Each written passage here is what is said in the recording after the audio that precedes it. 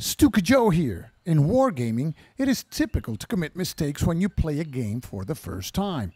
And I definitely committed mistakes during turn 1. Fortunately, these mistakes, or at least the ones I'm aware of, can be corrected. So, welcome to the corrections video.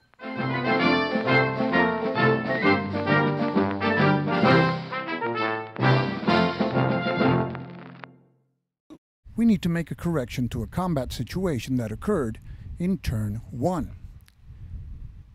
In that turn, there was a battle fought in Germany.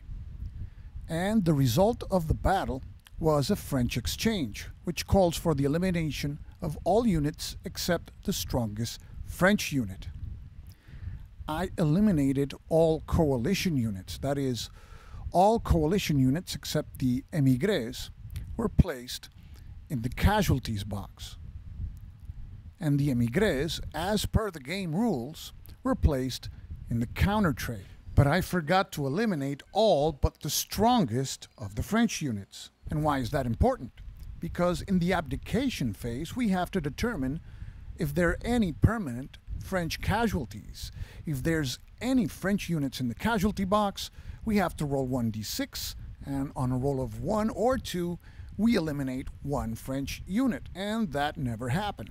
So now, before we start turn 2, we will make that die roll.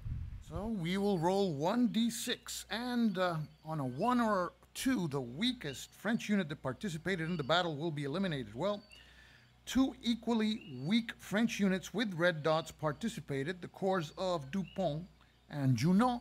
So Junot will be safe for now. We will roll to see if Dupont's corps is permanently eliminated. On a 1 or 2, it will. So we roll 1d6, and on a 2, it is gone. So Dupont's corps is permanently removed from the game.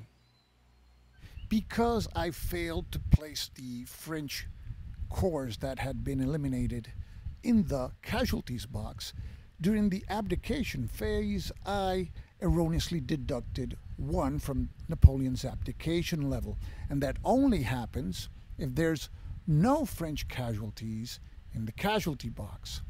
So now I will adjust the abdication level and increase it by 1, and we will start at level 1 in turn 2.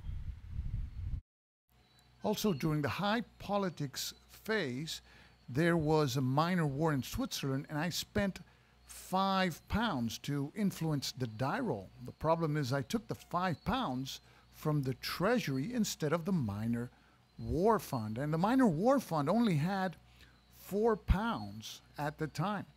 But I added a +5 when it should have been a +4. Fortunately, the +4 combined with the die roll would still give us 12, which is enough to win that minor war.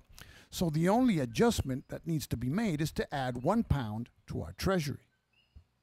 Consequently, during the last step of the abdication phase, when we can transfer funds from one fund to another, there should have been £3 in the treasury, 0 in the war fund, and 2 in the admiralty fund, and that's how it will be now for turn number 2. And finally, during the high politics phase, I drew the Switzerland minor war chit. And we solved that minor war, but I forgot to read the entirety of the event in the playbook. And it also calls for placing the Irish minor war chit in the high politics cup. So we will do that now. And I want to thank the game's designer, Ben Madison, for pointing to me these mistakes. This is the first time I play this game, and I want to do it right. The game truly deserves it. So, with these mistakes corrected, on to turn number 2.